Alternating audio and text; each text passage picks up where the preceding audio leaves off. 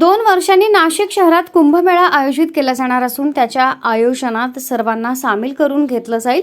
नाशिकमधील शेतकरी, महिला, व्यापारी, सामाजिक संस्था यांना भेडसावणारे प्रश्न सोडवण्यात येतील असं मुख्यमंत्री एकनाथ शिंदे म्हणाले। समृद्धी महामार्ग हा महाराष्ट्रातील गेम चेंजर असल्याचं त्यांनी नाशिकमध्ये सांगितलं।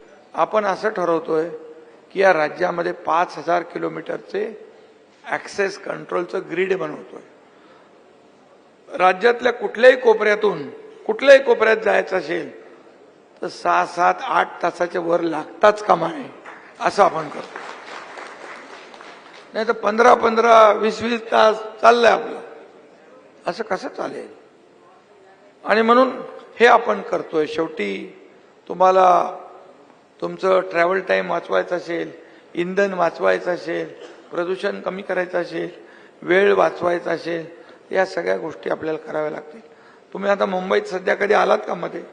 मुंबईमध्ये अटल सेतू बघितला? अटल सेतू हा 22 किलोमीटरचा सिंगल लॉंगेस्ट सी ब्रिज आहे। 2 तास लागायचे, आता फक्त 20 मिनिटांमध्ये माणूस आर पार। समृद्धी 15 तास, 18 तास। आता नागपूरहून निघालेला माणूस नाशिकमध्ये किती वेळात येईल?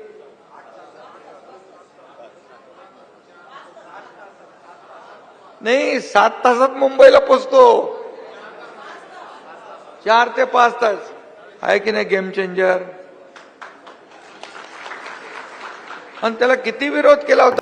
नाशिक शहरातील घरपट्टीच्या प्रश्नांबाबत निर्णय घेतला असून निवडणुकीनंतर या निर्णयाची अंमलबजावणी केली जाईल असं त्यांनी यावेळी सांगितलं। शहरातील पारसी शाळेचा प्रश्न सोडवू, स्थानिक नगर वाचनालयाला सरकारी अनुदान देऊ असं आश्वासन त्यांनी दिलं।